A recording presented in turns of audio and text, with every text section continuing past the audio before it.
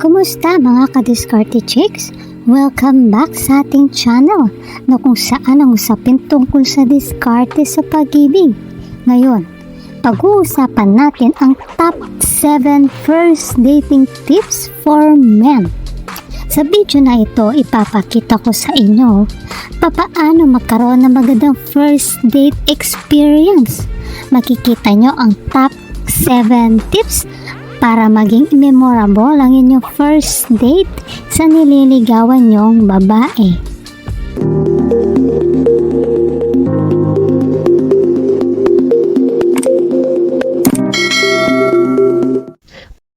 Tips number 1.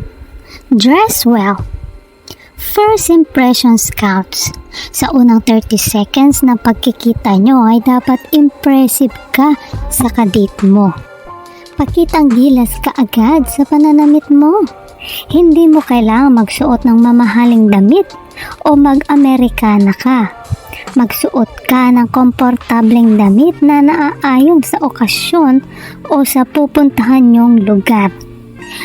Pag sa magarbong restaurant ang plano mo, sabihin mo sa kanya ahead of time para ready rin siya sa suot niya. Please lang, iwasan nyo ang magsuot ng masyadong makukulay o decolor na damit. At huwag kayong magsushorts or magsusuot ng pang basketball or sando o magsombrero. Kapag duda ka kung ano ang dapat mong isuot, maging konserbatibo ka na lang para safe ka. Bago ka makipagkita sa kadate mo, tignan mong mabuti ang sarili mo sa salamin. Siyempre, kasama rin yung proper hygiene mo. Siguraduhin malinis ang pangangatawan mo. Check mong mabuti ang mukha mo. Mga kuko dapat short and clean. Baka need ka ng haircut at iba pa. Of course, pumili ka na rin ng deodorant at pabango mo na hindi masyadong malakas o masangsang sa ilong. Tips number 2, surpresahin mo siya. As a rule, maging kakaiba sa ibang mga lalaki. Surpresahin mo siya. Kung kaya mo siyang dalhan ng flowers, ay magaling, pero kahit na chocolates, pwede rin. Tips number 3, pumili ng tamang lugar. Sa first date nyo, mas okay kung sa public place lang muna kayo mag-date, tulad ng mall o resto. Pag sa public place, mas kampante ang feeling ng babae at alam niya na wholesome date ka dapat. Bago pa man din kayo magkita, alam mo na kung saang restaurant kayo pupunta. Kasi pangit na impression sa babae yung saka pa lang kayo maghahanap ng restaurant na makakainan. Ikaw ang lalaki, kaya dapat pinaghandaan mo itong mabuti. Kasi first date nyo nga, importante rin ito kasi para alam mo yung budget mo. Baka sabihin mo sa babae na, o sige, kahit saan mo gusto. Tapos pumili yung babae ng mamahaling resto.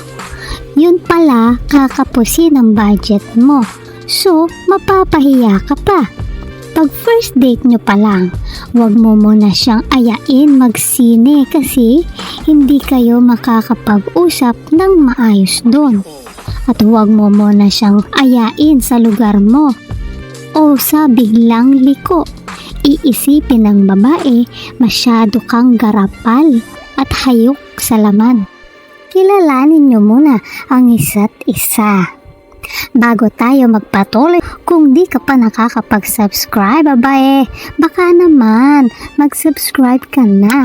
I-like mo na rin ang video na ito at pindutin ang notification bell para updated kayo sa mga videos ng channel na ito. Tips number 4, compliment her. Guys, unang date nyo ito sa kanya, so be very observant sa mga girls kasi nag-e-effort sila.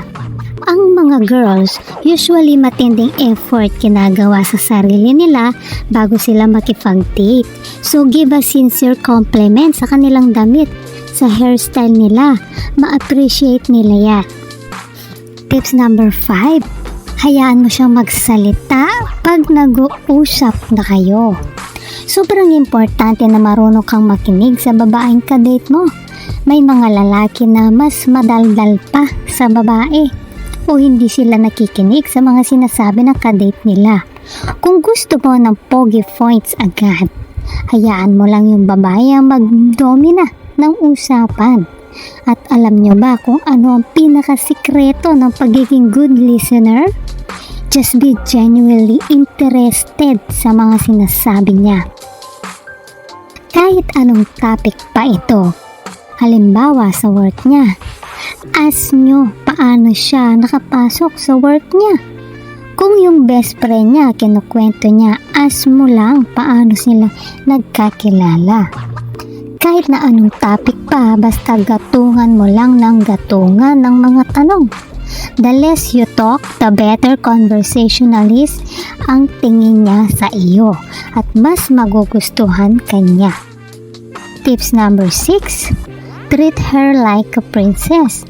Gusto mo bang ma-impress siya sa iyo? Tratuhin mong parang prinsesa ang kadate nyo. Yung tipong pagsusunduin mo siya ay pagbubuksan mo siya ng pinto sa kotse mo. Pag nasa resto na kayo ay iupo mo siya ng maayos sa chair niya. At napaka-importante nito guys, alisin nyo muna lahat ng distractions tulad ng gadgets. Tips number 7, be a gentleman sa kadate mo.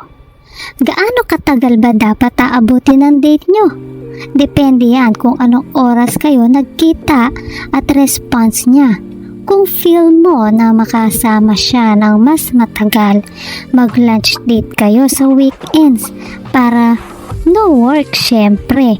Makiramdam ka rin sa body language niya tulad ng pagpalagi na siyang tumitingin sa relo. Pero kung mukhang nag-e-enjoy naman siyang kasama kanya at okay pa naman ang time niya, ituloy mo lang pagkatapos niyong mag-lunch. Ayain mo siyang mamasyal sa mall o mag-coffee para kwentuhan pa kung talagang nag-e-enjoy siya sa company mo. Pwede rin ituloy nyo na sa early dinner date. Sa unang date at kung aabutin kayo ng dinner, tapusin mo na agad ng maaga at ihatid mo na siya ng maayos at magpasalamat ka sa oras niya sa iyo. Sabihin mong nag-enjoy ka pag uwi mo sa inyo, tsaka mo siya i-text ulit just to say thank you for a wonderful date and good night. Huwag kang masyadong atat. Huwag mo siyang babahain ng isang katutak ng mga text. Palagpasin mo ng ilang araw bago ka mag-text sa kanya para malaman mo kung nami-miss kang niya.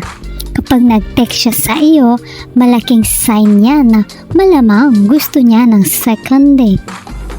Kung nagustuhan mo ang video na ito, huwag kalimutang i-like at i-share at mag-subscribe sa ating channel para sa iba pang mga useful na content. Maraming salamat sa panonood at hanggang sa susunod na video, ingat kayo palagi. Let's spread love!